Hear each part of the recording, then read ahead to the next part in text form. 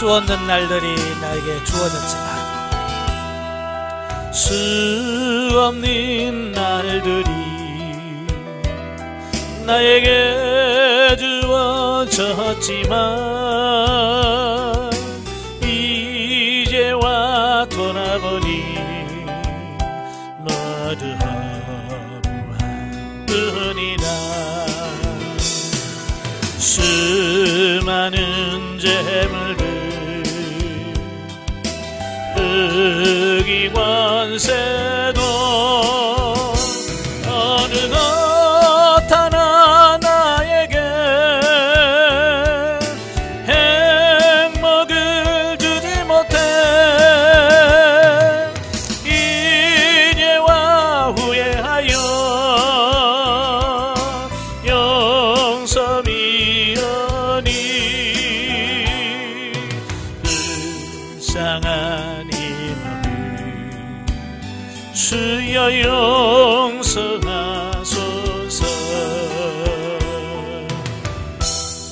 아멘. 기도하겠습니다.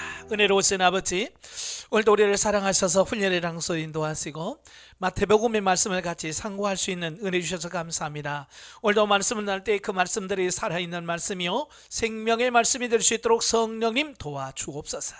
시종을 주님께 맡겨오며 예수님의 이름으로 감사하며 기도합나이다. 아멘. 네, 이 시간 우리 마태복음 9장을 같이 보도록 하겠습니다. 자, 마태복음 9장의 내용이 여러 가지예요. 중풍병자 치유의 사건부터 또 마태의 소명, 또 금식 논쟁, 또 혈루증 여인, 또 시각장애인, 또 언어장애인을 치유하시는 이런 장면들이 쭉 많이 나오죠. 자, 그 중에서 이제 처음에 1절부터 8절이 중풍병자를 고치신 사건이 나옵니다. 중풍병, 우리가 이제 일반적으로 이제 중풍병이라고 하면 요즘 이제 뇌졸중이라고 많이 말하죠. 예전에는 다 중풍이라고 그랬는데 요즘 이제 뇌졸중이라고 말씀을 합니다. 이 뇌졸중은 뭐냐면 그 뇌의 일부분에 혈액의 공급이 혈액을 공급하고 있는 혈관이 막히거나 혈관이 막히는 것을 보통 뇌경색이라고 해요. 또 이 혈관이 터진 경우는 뇌출혈이라고 그래요. 그래서 뇌졸중은 이 뇌경색과 뇌출혈을 같이 일컫는 말입니다. 우리가 이제 보통 흔히 중풍병이라고 하는데요. 이런 증상들이 나타나죠. 뇌졸중의 증상은 주로 언어장애, 말이 언어를 하고 또 한편 편말이가 돼서 보행장애, 이런 장애들을 많이 갖고 있습니다. 그래서 예나 지금은 더 많이 좋아졌습니다만은 예전에는 거의 뭐 치료 불가능한, 치료가 거의 안 되는 그런 병으로 인식이 되어졌을 정도로 참 어려운 병이 중풍병이죠. 자, 그런데 바로 이 중풍병을 예수님께서 치유하신 사건이 나옵니다.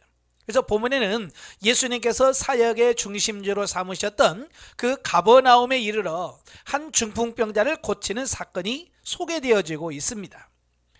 그래서 이 중풍병자는 혼자는 전혀 다닐 수가 없지요. 그래서 침상에 누워있고 그 친구들이 아예 침상채 떼밀고 예수님께 나옵니다. 본문에는 그게 안 나옵니다만은 다른 데 보면 누가복음에 보면 그 지붕을 뜯고 그 침상채에 내렸다라고 하는 말이 있습니다. 자, 그래서 바로 예수님께서 그들의 믿음을 보시고 그들을 치유하시는데요. 근데 예수님께서 그 중풍병 환자를 향해서 하시는 말씀이 뭐라고 말씀하냐면 작은 자여 안심하라 내 죄사함을 받았느니라 라고 말한다는 겁니다. 지금 중풍병을 고치러 왔는데 예수님께서는 그 고치기 전에 그 중풍병자에게 안심하라 내 죄사함을 받았느니라 라고 말한다는 겁니다. 자, 이것을 통해서 예수님께서는 그가 중풍병에 걸린 원인, 그지? 중풍병에 걸린 원인이 뭔지를 주님께서는 이미 아셨던 거죠. 그게 뭐예요? 그 사람의 죄 때문이었다라고 하는 것을 말씀해 주고 있습니다. 제가 늘 말하자면 이 죄의 원인은 많아요. 질병의 원인은 여러 가지예요. 그 중에서 오늘 본문에 나온 것처럼 죄로 인하여 하나님의 징계로 인하여 질병이 오는 경우가 많습니다. 그렇다고 해서 모든 병이나 죄 때문에 온 거냐? 아니에요. 그래서 우리가 죄로 인해서 오는 경우, 또 자기 몸을 관리하지 못해서 오는 경우, 또 귀신을 통해서 오는 경우, 또 하나님의 영광을 위해서 있는 경우, 또 우리를 영적으로 연단케 하고 사도 바울처럼 하나님의 말씀대로 잘 살도록 하기 위해서, 교만하지 않도록 겸손하도록 하기 위해서 육체의 가치도 허락하시는, 그러니까 여러 가지 원인이 있어요. 그 원인을 정확하게 파악하고 기도하는 것이 중요한 거죠. 근데 이 중풍병자는 뭐 때문이라고요? 죄 때문에. 죄로 인하여 그 질병이 온 거예요. 그래서 예수님께서는 그 원인을 아시고 바로 그 원인 문제를 해결하시는 겁니다. 내 죄사함을 받았느니라 라고 말합니다. 그런데 문제는 뭐냐, 이것을 제대로 이해하지 못하는 서기관들이 뭐라고 말하냐면, 이건 신성모독죄라. 3절에 어떤 서기관이 속으로 이르되 이 사람이 신성모독을 하도다 라고 하는 겁니다. 자, 왜냐하면 보통 유대인들이 가지고 있는 그들의 사고, 가치관 속에는 뭐냐면, 죄를 사실 수 있는 분은 오직 한 분, 하나님, 여호와 한 분밖에 없다라고 하는 거예요. 그러니까 유대교는 유일신 하나님, 성부 하나님만이 오직 한 분밖에 안 계시다라고 하는 유일신을 그런 사고를 갖고 있다 보니까, 예수님께서 내 죄사함을 받았느니라 라고 하니까 그들은 분노할 수밖에 없죠. 어떻게 하나님밖에 할 수 없는 걸 왜 네가 하냐 라고 하는 거지. 그래서 신성모독이라고 말하고 있는 겁니다. 자, 여기서 이제 중요한 것은, 예수님께서 후에 오해 살만한 말을 왜 하셨을까? 분명히 그 말을 하게 되면 오해가 있을 거라고 예수님 아셨겠죠? 그죠? 전지전능하신 하나님께서, 예수님께서 이 말하면 저들이 어떤 마음을 갖겠구나 다 아셨어요. 아시면서 일부러 하나님께서 고의적으로 내가 죄사함을 받았느니라 라고 말씀하셨다는 거예요. 이건 뭐예요? 의도적으로 하신 거예요. 쉽게 말하면 말실수가 아니에요. 의도적인 의도를 가지고 하셨다라고 하는 겁니다. 왜 그랬을까? 첫째는 자신이 세상에 오신 이유가 사람들의 육신적 질병을 치유하는 것보다 궁극적으로 사람들의 영혼을 죄로부터 구원하시기 위함이라는 사실을 강조하려는 의도란.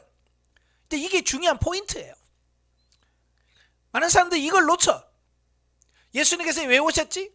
치유하셨어요. 그러나 예수님이 치유하신 사건은 치유가 목적이어서가 아니라 범죄한 인간을 구원하시기 위한 방편으로서 치유한 것이에요. 오늘날도 많은 그런 사람들이 있어요. 치유 사역에 초점을 맞춰요. 그래서 질병 치유가 모든 신앙의 최고인 줄 아는데 아니에요. 영혼을 구원하고 영혼을 세워가기 위한 치유가 필요한 거지, 치유를 위한 치유는 의미가 없는 거예요. 예수님도 지금 뭐하러 중풍병자가 왜 왔어요? 낫고자 해서 왔잖아요. 치유예요. 육신의 질병 치유가 목적이에요. 근데 예수님께서는 질병 치유 이전에 뭘 말씀해요? 내 죄사함을 사했다라고 해서 근본적인 죄 문제를 해결하시는 거예요. 그럼 뭘 때문에? 내가 이 땅에 온 것은 육체 질병 고치러 온 게 아니야. 내가 온 것은 죄에서 구원하려고 온 거야 라고 하는 자기 자신의 사명, 소명, 이 땅에 온 목적을 분명하게 말씀하시는 거예요. 두 번째로, 또한 인간들이 직면하는 온갖 문제거리들은 본질적으로 죄에서 기인하고 있다는 점을 강조하기 위함이다. 그러니까 죄 때문에 네가 병이 온 거야. 원인은 죄야 라고 하는 그 원인, 근본적인 원인을 여기서 우리들에게 죄 때문이다 라고 하는 것을 강조하기 위해서 하셨다라고 하는 것을 보게 되어집니다. 어찌 보면 인간의 범죄로 인한 죄가 모든 인간의 삶에서 어떤 어려움을 겪는 불행의 원인이라고 할 수 있겠죠. 그러니까 창세기 3장에 보면 하나님께서 에덴 동산을 창조하시고 인간을 창조해서 거기서 아주 행복한 삶을 살게 하셨어요. 죄가 없을 때는 얼마나 행복했을까요? 자, 그런데 그 아담과 하와가 범죄한 이후로 말미암아 어떻게 됩니까? 이 죄가 들어오지? 불순종으로 말미암아 죄가 들어와. 그 다음부터는 그가 죽음이 오고 질병이 오고 슬픔이 오고 고통이 오고 고난이 오고 죄로 인한 모든 것이 다 와요. 그래서 많은 사람들이 그 죄 때문에 고통을 받고 있는 겁니다. 그러나 문제는 뭐냐면, 또 그렇다고 해서 무조건 어려운 사람에게 그 죄 때문이야 라고 또 다른 사람을 정지하거나 판단하지 말라는 거예요. 그렇게 되면 이 고난받고 있는 사람 중에서 많은 사람이 상처를 받는 거예요. 물론 죄 때문에 고난이 오는 건 맞지만 꼭 그것만은 아니거든요. 제가 욥기서를 강의하면서 늘 말씀드렸지만 그 욥의 세 친구들이 실수한 이유가 뭐냐면 바로 욥에게 하나님께서는 하나님의 의도와는 전혀 다른 네가 죄를 지었기 때문에 그런 고통을 받는 거야 라고 해서 일방적으로 죄 때문이라고, 너는 죄를 지었어 회개하라고 욥을 책망했다는 거예요. 좀 더 그들이 영적으로 깨어 있었다면, 하나님 앞에 기도하면서 그 원인을 더 찾았더라고 한다면 그런 실수 안 했겠죠. 그러니까 오늘날도 이 욥기서에 나오는 그의 세 친구들과 같은 똑같은 실수를 많은 사람들이 하고 있어요. 우리는 그런 실수를, 동일한 실수를 하시면 안 됩니다. 그래서 사실 인간은 죄의 문제를 근본적으로 해결하지 않고서는 그 어느 누구도 행복해질 수가 없어요. 예수 그리스도의 복음 외에는 그 어떤 종교와 철학과 재물도 인간이 안고 있는 죄의 문제를 해결해 주지 못한다는 겁니다. 자, 이게 문제예요. 많은 사람들이 다 행복하기를 원해요. 예, 그런데 그 행복을 차원에서 이루지 못해. 왜? 근본적인 문제가 죄인데 그 죄 문제를 해결해 줄 수 있는 종교가 없어요. 불교도 무슨 종교도 죄 문제를 해결할 수 있는 방법을 말씀해 주진 않아요. 왜? 방법이 없는 건데요. 철학도 역시 마찬가지고요. 그렇다고 해서 돈을 많이 가져봐도 돈도 세상적인 어떤 평강을 누릴 수 있게 해주지만, 그러나 죄 문제만큼은 해결해 줄 수 없어요. 죄 문제만큼은 오직 예수 그리스도. 예수 그리스도 본문이 뭐라고 그래요? 내가 죄사함을 받았느니라. 그 근본적인 죄 문제를 해결해 줄 수 있는 분이 누구냐? 예수 그리스도다. 이걸 우리에게 말씀해 주려고 하는 겁니다. 그래서 그 사람에게 죄사함을 받았느니라 말씀하시고 뭐를 일어나 걸어가라 라고 말씀하시죠. 그래서 그분의 문제를 예수 그리스도가 근본적으로 해결했다라고 하는 것을 보게 됩니다. 자, 그 다음에 두 번째, 이제 9절부터 13절까지 보면 그 마태에 대한 소명입니다. 마태어는 다른 말로 이제 알페오의 아들 레이라고 말씀하고 있거든요. 그때 당시는 그 유대인들은 보통 이름이 두 종류로 거의 두 개 갖고 있습니다. 헬라식 이름과 유태인식 이름을 갖고 있어요. 그래서 히브리식 이름은 알페오의 아들 레이입니다. 레이. 그러나 마태는 그 헬라식 이름이죠. 헬라식 이름으로 마태를 사용하고 있습니다. 그는 가버나움에서 세리로 일했다라고 볼 수 있죠. 이 원래 이제 가버나움이라고 하는 지역은 무역로의 중심지예요. 저 북쪽에서부터 남쪽으로 내려가는 그 길목에 있는 가버나움이라는 큰 도시예요. 옛날부터 고대에서 이 가버나움은 교통의 이게 무역로죠. 무역로. 그러니까 무역하기 위해서 그 지나가는 사람들에게 세금을 걷는 일을 주로 많이 했어요. 그래서 이 가버나움의 세관은 큰 세관이 있었죠. 당시 이 창녀, 그 다음으로 멸시받는 사람이 누구냐면 세리였어요.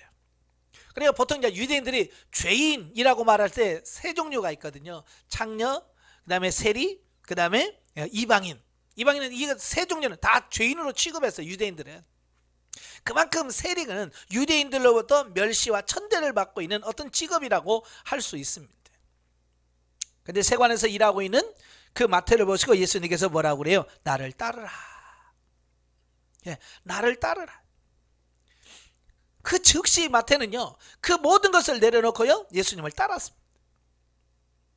그리고 예수님이 그 마태의 집에 앉아서 음식을 먹습니다. 그러니까 마태의 집에 들어가서 많은 세리들과 함께 친교를 나누었습니다. 앞에서도 말씀하신 것처럼 여기서도 예수님께서 왜 굳이 다른 사람들이 말할 손가락질을 할 수 있는 그 행동을 왜 하실까? 분명히 마태 집에 가면 유대인들이 예수님을 비난할 걸 아셨습니다. 그럼에도 불구하고 그는 들어가시는 겁니다. 왜 그럴까요? 이것도 역시 분명한 의도를 갖고 있다라고 하는 것을 여기서 가르쳐 주려고 일부러 그렇게 하신 거예요. 아니나 다를까 예수님께서 그 세리집 마태 집에 가서 먹고 잡수실 때에 11절에 바리새인들이 보고 그의 제자들에게 이르시되 어찌하여 너의 선생은 세리와 죄인들과 함께 잡수시느냐 라는 질문을 드려요. 왜 네 선생은 왜 죄인들과 같이 밥 먹냐 라고 하는 거죠. 그 말을 듣자마자 예수님께서 자신이 온 것은 이 땅에 온 이유를 설명해요. 내가 이 땅에 온 것은 의인을 부르러 온 것이 아니고 죄인을 부르러 왔다. 건강한 사람들은 의사가 필요 없다. 그러니까 나 죄 없어요. 나는 바로 나는 의인이야 라고 생각한 사람은 예수님 필요 없다는 거예요. 바로 내가 죄인이다, 내가 지금 몸이 아파요 라고 하는 사람에게 의사가 필요한 것처럼 죄인을 위해서 예수님이 오셨다라고 하는 것을 말씀해 주시려고 하는 겁니다. 그래서 자신이 의인을 부르러 온 것이 아니요 죄인을 불러 구원하기 위하여 세상에 오셨다라고 말씀하심으로써 의인을 자처하던 바리새인들의 비난을 정면으로 반박하셨다라고 하는 사실입니다.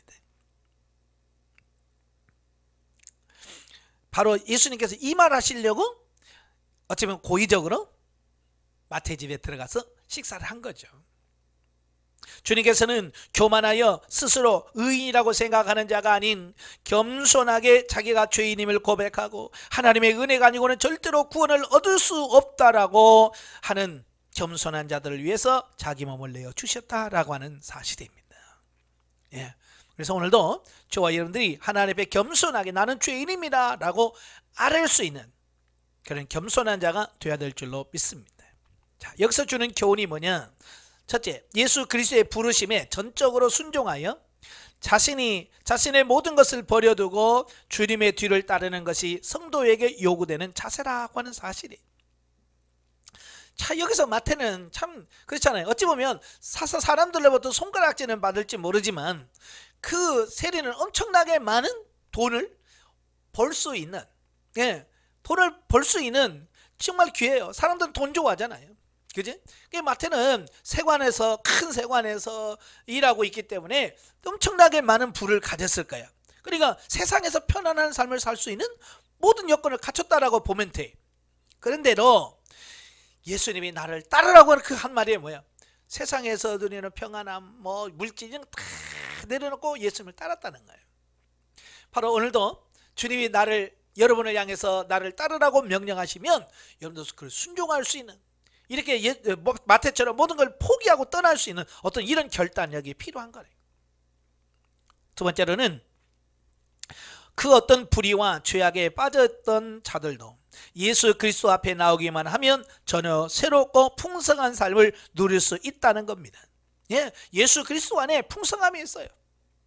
그래서 예수 그리스도 안에 들어가야 돼. 마태는 돈을 많이 벌고 세상에 출세했으니 모르지만 예수 그리스도가 없는 삶은 얼마나 불안했을까요? 그지? 근데 예수 그리스도를 딱 영접하는 그 순간 이제 주님과 더불어 참된 평안을 누릴 수 있는 삶이 되어진 거예요. 오늘도 마찬가지 예수 그리스도 안에 풍성한 삶이 있습니다. 세 번째, 주님께 합당한 자는 스스로 의인이라 생각하는 자가 아니라 자신의 죄악되고 연약한 처지를 직시하고 주님께 겸손히 나오는 자다. 우리가 절대로 교만하면 안 돼. 나는 죄가 없어, 나는 의인이야 라고 하는 사람은 이건 절대 구원에 이를 수 없습니다. 나는 죄인입니다 라고 고백하는 자만이 구원의 반열에 설 수 있다는 걸 기억하시면 좋겠고요. 자, 14절부터 17절까지 보면 금식에 관한 논쟁입니다. 자, 예수님께서 행하시는 지상사역의 본질을 이해하지 못하는 서기관들과 그 바리새인들에 이어서 보면은 세례 요한의 제자들 역시 구태의연하고 경직된 종교 제도의 굴레에서 벗어나지 못한 채 예수님을 비난하고 있음을 보여줍니다. 자, 서기관들은 주로 이제 말 그대로 그 성경을 많이 필사했던 사람들이에요. 지금 인쇄술이 발달해서 성경을 특별히 내가 베껴야 되지 베낄 필요는 없죠. 물론 필사라고 해서 성경을 읽고 그 기록하는 어떤 이런 작업을 합니다만은, 예전에는 이런 인쇄술이었기 때문에 성경을 다 일일이 그걸 다 붓으로 펜으로 다 옮겨 적어야 됐어. 그러니까 그 성경을 베끼는 일을 주로 직업적으로 했던 사람들이 누구냐면 서기관들인 거예요. 그래서 성경을 자꾸 쓰고 하다 보니까 성경에 대한 지식이 나름대로 생기겠죠. 그러다 보니까 어때요? 다른 사람들에게 성경을 가르치기도 하고, 자, 그런 사람이 이 서기관들입니다. 또 바리새인들은 뭐예요? 바리새는 종파 중에 하나입니다. 그래서 사두개파가 있고 바리새파가 있는데, 바로 그들은 나름대로 하나님의 말씀대로 살아보려고 경건하게 살려고 몸부림쳤던 사람들이 바로 바리새파를 형성하고 있습니다. 자, 뿐만 아니라 세례 요한의 제자들도 있었어. 우리는 이제 성경에 사두개파, 바리새파는 많이 나오는데요, 세례 요한의 파는 잘 우리가 모르는 경우가 많아요. 그러니까 그때 당시 그 유대교 안에 세 종파가 있었어요. 바로 바리새파, 사두개파, 그 다음에 세례 요한이 속한 에세네파. 바로 이 네 파가 있었고요. 이 에세네파들은 이 세상에서는 살 수 없더라. 그래서 그들 나름대로 저 깊은 산속에 들어가서 그들만의 공동체를 형성하고 있었어요. 광야. 우리 이제 쿰란이라고 하는 말을 많이 들을 텐데요, 그 쿰란 공동체를 형성합니다. 그래서 이 산 저 위에 보면 이 그들만의 공동체를 형성하고 자기들의 신앙을 지키려고 해서, 그러니까 어쩌면 그들은요, 자기 나름대로 어떤 자부심이라고 할까요? 야, 우리는 이렇게 하나님을 잘 섬겨, 우리는 하나님 잘 믿어 라고 했던 사람들이에요. 그러니까 그들 나름대로 대단한 어떤 자부심을 갖고 있는 사람들임에도 불구하고 예수님을 제대로 이해 못한 거예요. 그래서 예수님한테 와서 비난하고 있는 겁니다. 그 비난하는 내용이 뭐예요? 우리는 금식하는데 왜 당신과 당신 제자들은 금식하지 않냐라는 거예요. 그때 경건하다고 생각되는 유대인들은요, 일주일에 2번씩 금식했어요. 그러면서 그 금식을 하면 마치 그들이 굉장한 어떤 영적인 단계 수준에 오른 것처럼 착각하는 어떤 이런 부분들을 보게 되죠. 자, 그래서 이건 참 그 영적인 무지에서 벗어난다는 게 쉽지 않다는 걸 보여줘요. 나름대로 공동체 생활을 하고 나름대로 금식도 하고, 그렇지만 정말로 뭐요? 영적인 깊이에 들어가지 못하는 이런 부분들을 보게 돼요. 근래에도 뭐 이렇게 여러분들 만나서 보면 막 금식하고 이런 걸 자랑합니다. 그런데 만나서 이야기를 해보면 영적인 깊이를 들어가지 못하는 부분을 보게 돼요. 그런 걸 보면서 금식 많이 한다고 깊은 단계 들어가는 아니구나. 어디 수도원에 가서 오래 뭐 수도 생활 한다고 해서 영적인 깊이에 들어가는 게 아니구나. 이걸 깨닫게 되는 거예요. 성령의 역사가 있어야 돼요. 자, 그래서 그들은 금식에 관한 문제를 제기함으로써 은근히 자신의 경건함을 과시하는 한편, 우리는 금식합니다, 그러니 우리는 대단합니다, 이런 거죠. 그리고 예수님과 제자들의 무절제하고 향락적인 삶을 영위하는 것처럼 매도합니다. 그러니까 우리는 금식도 아니고 우리는 경건한데 너희들은 금식도 안 하고 저 수준 낮은 이런 수준 낮은 사람으로 이해한단 말이에요. 이러한 그들의 비난은 서기관들과 바리새인들의 선동에 의한 것으로서 메시아이자 왕이신 예수 그리스도를 대적하는 일에 있어서 당시 모든 종교 세력이 연합했음을 보여주고 있습니다. 그러니까 평소는 그 서기관이라든지 바리새인이라든지 그 세례 요한의 제자들은 한 팀이 아니에요. 원래 각자 자기들이 옳다고 생각. 근데 예수님을 공격할 때는 뭐야? 다 하나가 돼서 예수님을 공격한다, 그 말입니다. 참으로 낡은 부대와 같은 당시의 유대 종교는 예수 그리스도께서 선포하시는 천국 복음을 결코 수용할 수 없었다라고 하는 겁니다. 그러니까 그때 당시 유대인들의 이 사고와 가치관은 도무지 예수님의 복음을 받아들일 수 있는 이런 준비가 전혀 되어 있지 않더라고 하는 거예요. 그래서 예수님은 뭐예요? 예, 새 포도주를 낡은 가죽 부대에 넣지 못한다. 왜? 터진다. 여기서 낡은 가죽 부대는 뭘 말합니까? 예, 유대인들이 가지고 있는, 그들이 가지고 있는 기본적인 고정관념, 이런 걸 말해요. 새 포도주는 뭡니까? 예, 예수 그리스도를 통해서 주어진 복음인 거예요. 그러니까 유대교의 그 낡은 그 사고 가치관으로는 도무지 복음을 받을 수 없는 겁니다. 그래서 유대인들이 예수님을 배척하게 되고 예수님을 믿지 않는 이유는 낡은 가죽 부대를 가지고 있기 때문에 그래요. 그래서 우리는 가죽 부대를 바꿔야 돼. 가치관을, 옛 가치관, 육신의 가치관에서 벗어나서 영의 가치관으로, 새 가치관으로 바꾸는 작업을 해가셔야 돼요. 그렇지 않으면 우리는, 예, 영적인 삶을 살 수가 없는 거예요. 예, 참으로 낡은 부대와 같았던 당시 유대 종교는 예수 그리스도께서 선포하시는 천국 복음을 결코 수용할 수 없었다. 그러므로 예수님께서 제시하는 역동적인 삶과 교훈을 받아들이기 위해서는 그야말로 전혀 새로운 자세가 필요하다는 사실을 본문은 강조하고 있다. 예. 자, 여기서 주는 교훈이 뭡니까?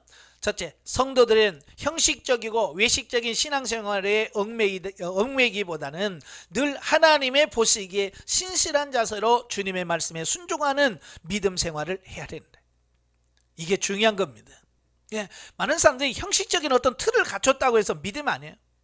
그러니까 우리는 보통 믿음이 있다, 주일 한 번도 안 빠지겠다, 뭐 봉사 많이 한다, 어떤 이런 것들로 하려고 하는데요, 그런 것만 가지고는 정말 믿음이 있다라고 할 수 없습니다. 그건 외식적인 어떤 외식적인 형식이죠. 정말로 하나님 말씀에 순종해야만 진짜입니다. 두 번째로, 항상 기쁘고 범사에 감사하는 것이 구원받은 성도들의 삶에 나타나는 특징이다. 자, 그 다음에 18절부터 34절까지 보면 연속되는 치유 이적입니다. 네, 이제 18절부터 쭉 34절까지 보면 예수님께서 계속해서 육신의 질병을 치유하시는 사건이 나옵니다. 예, 그래서 그 야이로의 딸, 예, 대표적인 게 뭐예요? 야이로의 딸 사건, 18절, 23절, 26절. 또 그 야이로의 딸을 고치러 가다가, 살리러 가다가 12에 앓는 혈루증을 앓는 여인을 고치신 사건이 나오고, 그 다음에 뭐예요? 두 맹인의 눈을 뜨게 한 사건이 27절, 31절. 그 다음에 귀신 들려 말 못하는 자를 고친 사건이 32절, 34절에 나옵니다. 자, 예수님은 대단하셔요. 그래서 사람으로 할 수 없는 그 일들을 하셔. 예수님은 천국 복음의 전파와 아울러 각종 병을 고치시고 귀신을 물리치는 이적들을 행함으로써 자신의 초림과 함께 역동적으로 임한 하나님의 나라의 도래를 입증하신 겁니다. 그러니까 예수님은 그냥 그 치유 사역이 목적이 아니라 그 사역을 통해서 지금 하나님의 나라가 역동적으로 살아 움직이는 이 부분을 보여주셨다라고 하는 겁니다. 다시 말하면 하나님은 관념적인 게 아니라, 생각이나 어떤 이런 내면적인 어떤 이런 부분이 아니라 실제 살아 역사하는 거다. 하나님의 나라는 살아 실제 역사한다는 사실을 실제로 보여주는 겁니다. 그래서 예수님이 뭐라고 그래요? 너희가 질병을 고치고 치유하는 사건이 나오면 이미 너희 안에 하나님의 나라가 임했느니라. 하나님의 나라는 이론적인 것이 아니에요. 관념론만 아니에요. 실제라, 사실적이다라고 하는 것을 예수님께서 보여준 겁니다. 예? 봐라, 이런 사건들은 하나님의 나라가 임했다라고 하는 것을 현실적으로 보여준 사건이라고 볼 수 있는 거죠. 여기서 주는 교훈이 뭡니까? 첫째, 오직 예수 그리스도만이 우리의 문제 해결의 열쇠라는 것이다. 예, 모든 질병의 문제, 이런 문제들은 오직 예수 그리스도를 만나면 해결받는 거야. 그죠? 죽었던 사람도 예수님 만나면 삽니다. 12의 혈루증으로 앓는 그 여인도 예수님을 만나면 삽니다. 두 맹인도, 말 못하는 사람도 예수님을 만남으로 인하여 문제가 해결받는 이 부분을 보게 돼. 우리도 주님 만나셔야 돼.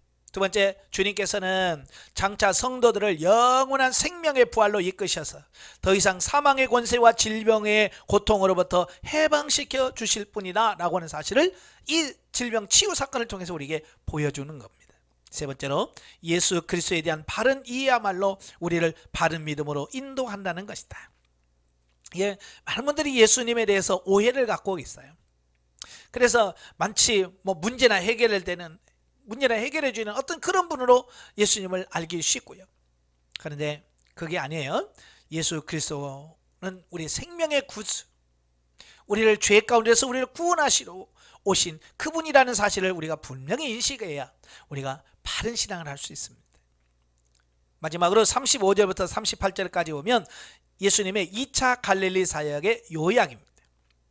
자, 보면은 지금까지 마태복음 8장 9장의 예수님의 제2차 갈릴리 사역의 총정리 부분으로, 자, 여기에는 예수님의 순회 사역에 대한 간단한 묘사와 예수께서 당신의 사역을 단순한 의무로 맹목적으로 행하지 않으시고 분명한 역사적 소명의식과 아울러 죄인에 대한 끝없는 연민을 가지시고 행하셨음이 강조되어지고 있다라고 하는 겁니다. 예. 지금도 여행하는 거 쉽지 않죠. 전도한다는 거 쉽지 않아요. 근데 예수님 당시도 더 지금보다 환경이 열악했죠. 힘드셨을 거예요. 그럼에도 불구하고 어때요? 예수님은 하신 거예요. 그 자원에서. 예, 힘드시지만 자원에서 뿐만 아니라 1절부터 보면 그 중풍병자를 일으킬 때나 또 마태의 집에 들어가는 거나 이런 걸 보면 예수님께서는 분명한 목적을 가지시고 무슨 일을 하시는 겁니다. 예, 목적의식이 분명했다라고 하는 거예요. 오늘도 여러분도 마찬가지예요. 뭘 하든 내 목적의식, 소명의식 이런 부분들이 분명하셔야 돼요. 내가 직장에 간다, 내가 왜 가는지, 내가 교회를 개척한다, 뭐 때문에 하는 건지, 이런 분명한 역사의식, 소명의식을 가지고 일할 때에 그 일이 억지가 아니라 감사로 할 수 있고 오늘 예수님처럼 그 일을 잘 감당할 수 있는 어떤 이런 부분이 되어지는 겁니다. 사람을 고치시고 치유하실 때도 마찬가지예요. 예수님 안에 긍휼, 사랑으로, 예, 그 영혼을 불쌍히 여기는 마음으로 그 일들을 행하셨습니다. 오늘도 이 예수님의 마음을 본받아야 될 줄 압니다. 또한 이와 같은 일들을 보다 효과적으로 수행하기 위해서는 추수할 일꾼, 즉 영혼 구원의 사역에 헌신할 자들이 많이 필요하다고 말씀을 합니다.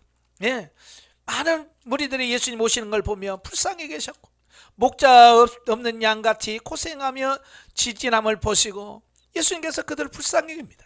그러면서 뭐라고 그래요? 추수할 것은 많되 일꾼이 적으리. 그러므로 추수하는 주인에게 청하여 추수할 일꾼들을 보내달라고 기도해라 라고 말씀하고 있습니다. 오늘 이 시대도 마찬가지. 예, 정말로 죽어가는 영혼을 바로 세울 일꾼이 필요해요. 추수할 일꾼이 필요해요. 하나님 앞에 추수할 일꾼을 달라고 기도하시길 바랍니다. 뿐만 아니라 여러분 자신이 일꾼이 되셔야 돼요. 예, 여러분이 추수할 일꾼이 돼야지. 예, 여러분이 일 안 하고 다른 사람만 일꾼으로 보내달라고 하면 안 되죠. 여러분 자신이 왜 하나님께서 여러분을 영성훈련 시키시고 오늘까지 왜 인도하셨을까요? 바로 여러분을 주의 일꾼으로 세우시기 위한 하나님의 과정이에요. 앞으로 주님이 원하시는 그런 훌륭한 일꾼이 되길 주님으로 축원합니다. 네, 여기서 주는 교훈이 뭐냐? 첫째, 성도들은 이웃 사람들의 영혼을 구원하기 위해 복음을 전하는 일과 그들의 현실적인 삶의 어려움을 해결해 주기 위해 물질적 도움을 베푸는 일이 동시에 해야 된다는 겁니다. 그냥 우리가 보통 떡과 복음이라고 그러잖아요. 예, 떡은 먹고 사는 의식주 문제를 말하고 복음은 구원하는 것을 말하죠. 그래서 배고픈 사람들에게 복음만 전하지 말고 그들의 배고픔도 해결해 줄 수 있는 떡도 같이 줄 수 있는 어떤 그런 삶이 돼요. 그래서 예수님은 천국 복음만 전하는 것이 아니라 그들의 가지고 있는 궁극적인 문제, 예, 먹을 것이 없을 때 오병이의 기적을 통해서 먹여주시고 육신의 질병을 갖고 있을 때 그를 치료하심으로써 그들의 근본적인 문제를 해결해 주셨다고 말이에요. 우리도 그런 목회가 돼야 돼요. 두 번째로 주님께서 재림하실 때가 얼마 남지 않은 오늘날에 있어서 하나님께서는 복음 전파와 영혼 구원을 위해서 자신의 삶을 헌신할 사명자를 찾고 계신다. 오늘 저와 여러분이 주님이 찾으시는 그 일꾼이 되시길 바랍니다. 예, 자, 마지막으로 결론으로 계시 발전사적 이해를 보면, 자, 오늘은 죄라고 하는 부분을 같이 한번 보려고 그래요. 우리가 신앙생활하면서 이 죄라고 하는 말을 참 많이 들었고요. 예, 설교 시간은 매번 나오는 게 죄 문제예요. 죄라고 하는 부분이고요. 또 회개해야 된다라는 말 많이 들어보셨을 거예요. 자, 그래서 오늘은 계시 발전사적으로 이 죄라고 하는 부분을 어떻게 봐야 될 것이냐라고 하는 것을 한번 보겠습니다. 자, 죄라고 하는 말을 국어사전에 보니까 이렇게 돼 있어요. 양심이나 도리에 벗어난 행위, 또 법을 어기는 행위, 자, 이걸 가리켜서 죄라고 그래요.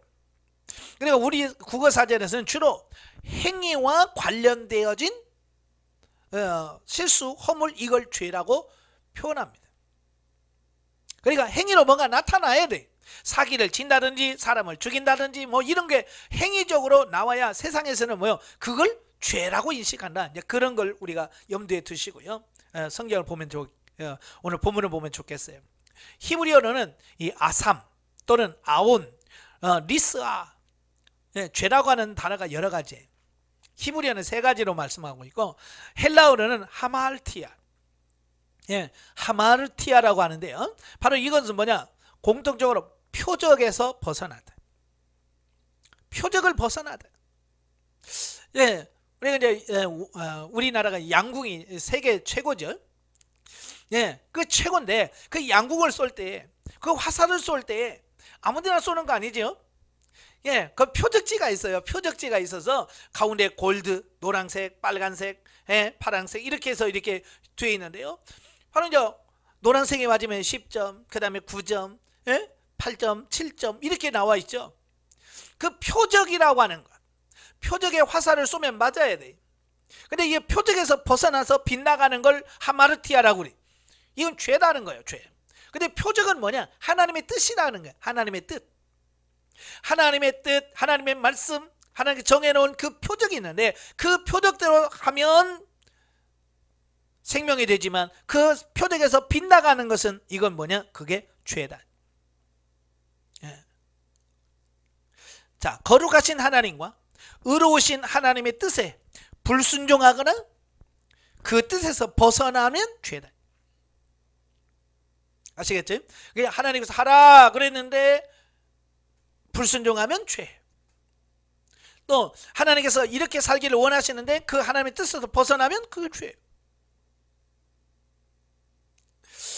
자, 보통 우리는 이 죄라고 하면 도덕적 윤리적인 죄를 말합니다. 이래 점점점 크게 영적으로 바뀌어져 가죠. 그래서 죄라고 하면 도덕, 윤리, 영적인 모든 것을 다 포함해서 하나님의 뜻에 벗어나면 죄다. 자, 1번 보시면 창세기 3장 1절부터 8절까지 보시면, 자, 이 본문은 어떻게 죄가 세상에 들어오게 됐는가 라고 하는 죄의 근원에 대해서 말씀해 주세요. 죄의 기원에 대해서. 원래 하나님께서 이 천지를 창조하실 때 죄를 짓지 않으셨죠. 예, 죄가 없이 창조하셨어요. 근데 그 뱀의 사단의 조종을 가지고 받고 그 하와에게 와서 동산에 있는 모든 나무의 열매를 먹지 말라고 하더냐 라고 말하죠. 근데 하와가 아니야, 다 먹는데 동산 중앙에 있는 나무만큼은 먹지도 말고 만지도 말라, 너희가 죽을까노라 그랬다. 하나님께서 분명히 먹지 말라, 이것을 먹는 자는 반드시 죽으리라 그랬어요. 근데 뱀은 살짝 그걸 교묘하게 바꿉니다. 다 먹지 말라고 하더냐 라고. 그래서 하와가 제대로 말을 못하죠. 그러니까 뱀이 뭐라고 그래? 너는 결코 죽지 않는다. 너희가 그것을 먹는 날에는 너희 눈이 밝아져서 하나님같이 되어 선악을 알게 할 줄을 하나님이 아심이니라. 하나님의 말씀에 의심을 품게 되고 하나님의 말씀에 의구심을 품게 하고, 그래서 어때요? 욕심을 따라서 그걸 따먹게 만드는 거예요. 그래서 사단의 유혹을 받은 그가 결국 하나님의 말씀을 어기고 하나님께서 먹지 말라고 한 선악과를 따먹음으로 말미암아 죄가 땅에 들어와. 그러니까 불순종함으로 말미암아 죄가 시작된 거예요. 아시겠죠? 예, 불순종으로 말미암아 죄가 이 땅에 처음 들어오게 돼. 그래서 아담과 하와가 그 자손을 태어난 모든 사람들은 뭐예요? 다 죄인으로 태어나서 죄인으로 자라게 돼. 이걸 원죄라고 그래요. 원죄. 자, 창세기 4장 8절에 보면 이 죄가 얼마나 빠르게 확산되어져 가는지, 쉽게 말하면 죄의 전염성이라고 할까요? 자, 이걸 말씀해 주고 있어요. 바로 아담과 하와가 자녀를 낳았습니다. 카인을 낳았고 그의 아들 아벨을 낳았습니다. 그들이 장성해서 하나님께 제사를 드립니다. 그런데 하나님께서는 아벨과 그의 제사는 받지만 가인과 그의 제사는 받지 않았습니다. 왜요? 하나님이 원하시는 제사가 아니었기 때문에 그랬죠. 그러자 하나님께서 자기 제사를 받지 않았다고 하는 것을 알게 된 가인이 하나님에 대한, 또 아벨에 대한 미움이 싹트기 시작했습니다. 그래서 아벨을 들러 보내서 거기서 쳐 죽입니다. 자, 죄가 아담과 하와 1대, 2대를 못 넘어가고 그 죄가 확산되어지는데 2대째 살인사건이 납니다. 야, 이 죄라고 하는 것은요, 이렇게 전염성이 매우 강해요. 그의 아버지는요, 하나님 말씀에 불순종하는 죄를 범했는데 그 자식은 살인하는 죄를 범해요. 왜 하나님께서 죄에 대해서 경각심을 갖고 성경에서 죄를 자꾸 말씀하냐면, 이 죄라고 하는 것은요, 이렇게 확산세가 너무 빨라요. 전염력이 너무 빠른 거예요. 그래서 영향력을 빨리 해서 많은 사람들로 이거 범죄하고 타락하게 하고만, 그래서 죄를 심각하게 다루시는 겁니다. 그 다음에 그 죄가 이제 아담과 하와를 뛰어넘어서, 가인과 아벨을 뛰어넘어서 모든 세상 사람들이 뭐예요? 범죄하고 타락한 거예요. 창세기 6장에 가면 사람들이 범죄하기 시작하는 겁니다. 특별히 5절 6절에 보면 여호와께서 사람의 죄악이 세상에 가득함과 그의 마음으로 생각하는 모든 계획이 항상 악할 뿐임을 보시고 땅 위에 사람 지으셨음을 한탄하사 마음에 근심하시고. 야, 하나님께서 이 세상을 아름답게 창조했지만 그 인간들이 태어나면서부터 사람들이 악하게 태어나, 죄가 항상 그의 마음속에 죄로 가득해. 결국 이건 뭐예요? 노아 홍수의 심판의 원인이 되죠. 왜 하나님이 이 세상을 심판하실 수밖에 없는가? 그 원인을 바로 인간의 죄로 보는. 그래서 6장 3절에 보면 여호와께서 이르시되 나의 영이 영원히 사람과 함께하지 아니하리니 이는 그들의 육신이 됩니다. 육신이 됐다는 말은 뭐예요? 짐승과 같더라. 짐승은 하나님에 대해서 모르잖아요. 짐승과 같은 삶을 사는 거예요. 짐승은 뭡니까? 영은 영적인 거, 영원한 저 하나님의 나라를 생각하지 않아요. 그냥 땅에서 먹고 사는 이것만 신경 쓸 뿐이에요. 마치 사람들이 영적인 거 관심 없이 마치 짐승처럼 땅의 것만 바라보고 살아가는 삶을 육신이 되었다라고 표현한 거예요. 저와 여러분은 육신대로 살면 안 돼요. 우리는 비록 땅에 살지만 우리는 하늘나라의 시민권자로서 하늘의 소망을 두고 사는 자가 되어야 됩니다. 자, 그 다음에 레위기 18장으로 갑니다. 레위기 18장, 19장, 20장은 이제 죄에 대해서 쭉 설명합니다. 죄에 대해서 이미 하나님께서는 그 모세에게 율법을 주셨어요. 출애굽기에 시내산에서 율법을 주셨어요. 그 율법을 주신 그 율법에 따라서 살도록 하셨습니다. 그런데 이스라엘 백성들이 하나님께서 주신 그 율법대로 생각하지 아니하여, 그래서 하나님께서 정해놓은 이렇게 살아라 라고 한 걸, 그걸 벗어나, 그 범위를 벗어나면 그게 뭔 죄예요. 그래서 18장에 보면 레위기 18장 6절부터 23절까지 보면 성적인 타락에 대해서 말씀을 합니다. 하나님이 정해놓은 규범을 어겨. 거기 보면 뭐예요? 근친상간, 각 사람은 자기 살부치를 가까이 하여 그 하체를 범하지 말라. 내 어머니의 하체를, 곧 아버지의 하체니 너는 범하지 말라. 내 아버지 아내의 하체를 범하지 말라. 너는 내 자매, 아버지의 딸이나 내 어머니의 딸이나 이런 사람 범하지 말라. 왜 손녀와 여손녀와 뭐 이런 걸 범하지 마라. 고모의 하체를, 이모의 하체를 범하지 마라. 며느리 하체를 범하지 말라. 내 형제 아내의 하체를 범하지 말라. 이렇게 해서 이 성적인 부분에 대해서 쭉 설명하거든요. 하나님이 정해놓으신 범위를 벗어나면 이건 죄예요. 뿐만 아니라 19절에 월경이 있는 여인과 관계하는 것도 죄요. 내 이웃의 아내와 동침하는 것도 죄요. 그 다음에 23절에 짐승과 교합하고, 수간이라고 그러죠. 짐승과의 관계, 또 동성연애, 이런 성적인 하나님이 정해놓은 룰을 벗어난 게 뭐예요? 이게 다 죄인 거예요.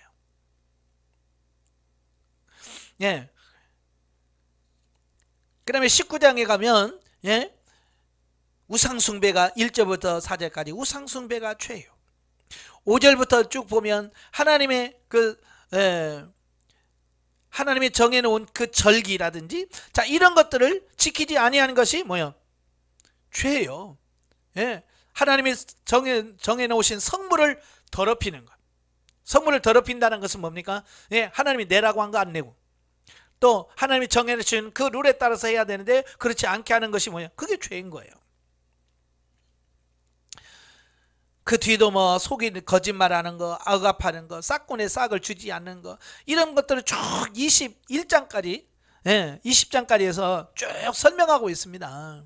그래서 특별히 간음하는 죄, 뭐 또 접신하고 우상숭배하는 거, 뭐 이런 것들까지 다 일일이 하나님께서 다 말씀하셨어요. 그 다음에 사사기 2장 13절에 보면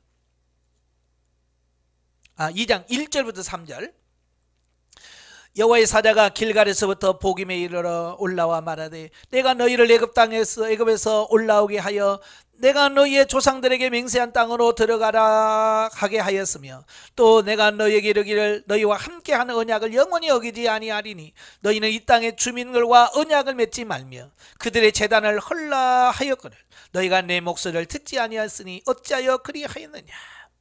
하나님의 말씀에 순종하지 않는 것, 이것이 뭐예요? 죄다. 자, 그 외에도요, 이스라엘 역사 속에 쭉 나오는 게 뭐, 이스라엘 역사가 다 뭐예요? 죄예요. 범죄가 이스라엘 역사예요. 그런데 구약에서의 죄는요, 주로 윤리적인, 도덕적인 어떤 이런 것들이에요. 우상숭배하는 것, 하나님 말씀에 불순종인 것, 어떤 행위와 많이 연관되어 있어요. 그러니까 국어사전에 나오는 그 행위와 관련된 그 부분은 구약적 개념의 죄예요. 그런데 이것이 신약시대에 넘어오면서 죄에 대한 근본적인 이게 달라져. 완전히 바뀌어지는 것을 보게 됩니다. 물론 이 도덕적 윤리적인 죄는 아니냐? 아니요. 역시 그것도 죄입니다. 그러나 한 차원이 더 깊어지는 거예요. 신약시대에 넘어오면서. 특별히 마태복음 5장부터 쭉 보면 이래 죄에 대한 어떤 이런 개념들이 완전히 바뀌어져요. 그래서 마태복음 5장 21절부터 보면 살인이 뭔가? 보통 구약에서의 살인은 사람의 생명을 직접 죽여야만 살인이에요. 그지? 가인이 아벨을 죽이니까 살인인 거죠. 근데 이 신약시대에 와서 예수님 뭐라고 말씀하냐면 옛사람에게 말한 바 살인하지 말라, 누구든지 살인하면 심판을 받게 되리라 하였다는 것을 너희가 들었으나 나는 너희에게 이르노니 형제에게 노하는 자마다 심판을 받게 하고 형제에 대하여 나가라 하는 자는 공에 잡혀가게 되고 미련한 놈이라 하는 자는 지옥불에 던지게 들어가게 되리라. 형제를 미워하고 형제에게 욕하고 이런 그 형제를 미워하는 순간 이미 너는 살인했다. 구약에서는 형제를 죽이는 행위가 뒤따라야 살인이에요. 그러나 신약시대는 이 속에 형제를 미워하면 이미 그는 뭐예요? 살인한 거예요. 그러니까 구약에서의 죄와 신약시대의 죄의 차원은요 너무 달라요.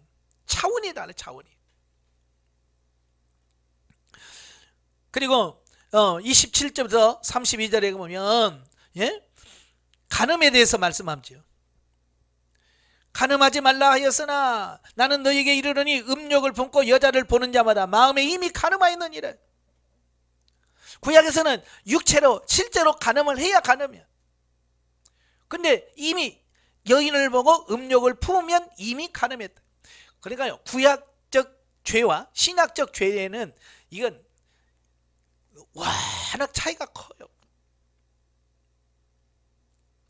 그 다음에 33절부터 37절까지 보면 헛된 맹세, 말도 함부로 하면 죄요.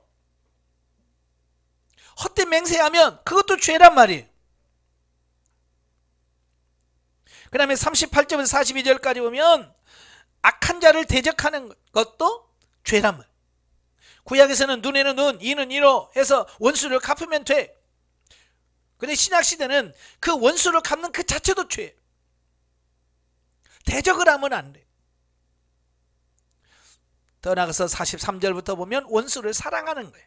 원수를 사랑해야 된다. 원수를 사랑해야 되고 사랑해야 되는데 사랑하지 못하면 그것도 역시 죄라. 그러니까 죄에 대한 개념이 신약시대에 넘어오면서 완전히 바뀌어요. 이건 도덕적 윤리적인 차원을 초월한 초월. 이때 쓰는 단어가 초월이란 말이거든요. 예? 그러면서 예수님 이후에도 신약시대 이후 교회 시대에 와서도 성령 시대 교회 시대에 와서도 그 개념이 더 발전되어로 갑니다. 그래서 로마서 14장 23절에 보면 로마서 13장 23절에 보면 의심하고 먹는 자는 정죄되었나니 이는 믿음을 따라 하지 아니하였기 때문이라. 믿음을 따라 하지 아니하는 것이 다 죄니라. 야, 이제 어떤 행위를 할 때 믿음으로 하지 아니하면 죄래. 아까는 생각으로만 해도 죄라고 그랬지? 근데 믿음으로 하지, 모든 걸 내가 봉사를 하든 뭘 하든 내가 믿음으로 하지 아니하면 그건 다 죄래. 내가 예배를 드려도 믿음으로 하지 않으면 죄요. 내가 헌금을 해도 드려도 믿음으로 하지 않으면 그건 죄요. 내가 봉사를 해도 믿음으로 하지 않으면 그건 죄래. 그러니까 내가 얼마나 이거 하는지 겉으로 봉사하고 해봐야 의미가 없어. 왜? 하나님 앞에 죄니까. 그렇다고 또 차라리 죄질 바는 아래야지. 그래서 아예 봉사 안 하고 헌금 안 드리고 예배 안 드리는 그런 차원이 아니에요. 우리 근본적으로 우리 영 안에서부터 내면적인 변화부터 시작돼야 된다는 것을 말씀해 주는 겁니다. 더 나가서 골로새서 3장 5절에 보면 뭐라고 되어 있냐면 그러므로 땅에 있는 지체를 죽이라. 곧 음란과 부정과 사욕과 악한 정욕과 탐심이니 탐심은 우상숭배니라. 구약에는요, 이스라엘 백성들이 하나님의 징계와 심판을 받는 이유가 북이스라엘이 망하고 남유다가 망한 원인이 우상숭배입니다.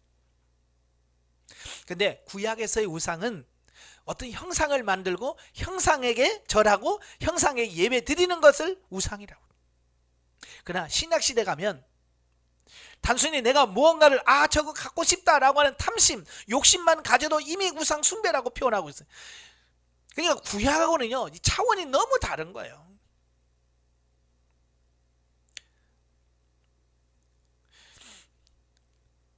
마지막 야고보서 4장 17절에 보면 그러므로 사람이 선을 행할 줄 알고도 행하지 아니하면 죄니라.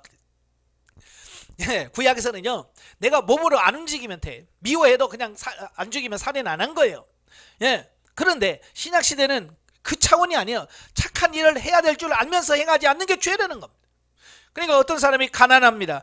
굶어요.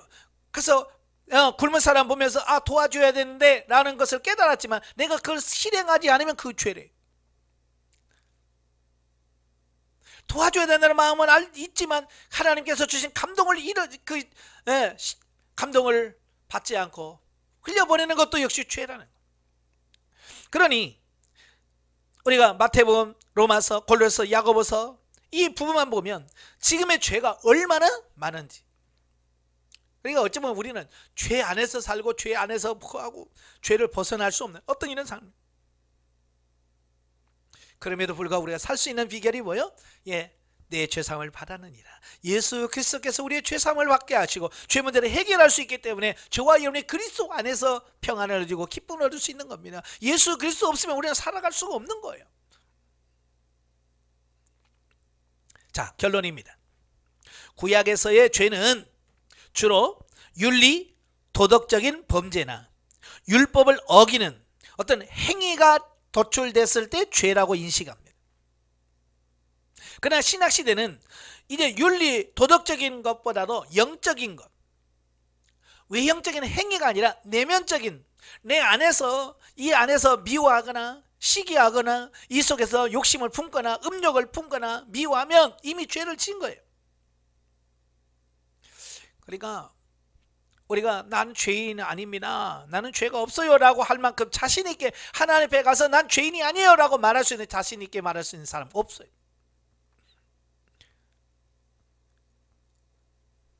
그래서 오늘 이 부분에서 우리가 죄에서 자유로운 사람이었구나, 내가 아무리 영성을 해도 나는 역시 죄인이고 나는 죄를 지을 수밖에 없다는 것을 인식을 하고 우리가 겸손하게 하나님 앞에 엎드릴 수 있어야지. 조금 성장한 사람이 교만해서 마치 자기는 죄를 짓지 않는 것처럼, 자기는 허물이 없는 것처럼 그렇게 교만하게 살면 안 됩니다. 우리는 항상 하나님 앞에 죄인인 걸 고백하면서 살아가야 돼. 네. 그리고 날마다 회개하는 삶이 되셔야 돼. 예전에는, 구약에는 이 행위로만 안 옮기면 죄가 아니었어요. 그러나 신약시대는 행위로 옮기지 않았다 할지라도 내 마음속에 품면 이미 죄인 거예요. 여기서 자유로울 사람은 어디 있어요? 네. 아무도 자유로울 사람 없습니다.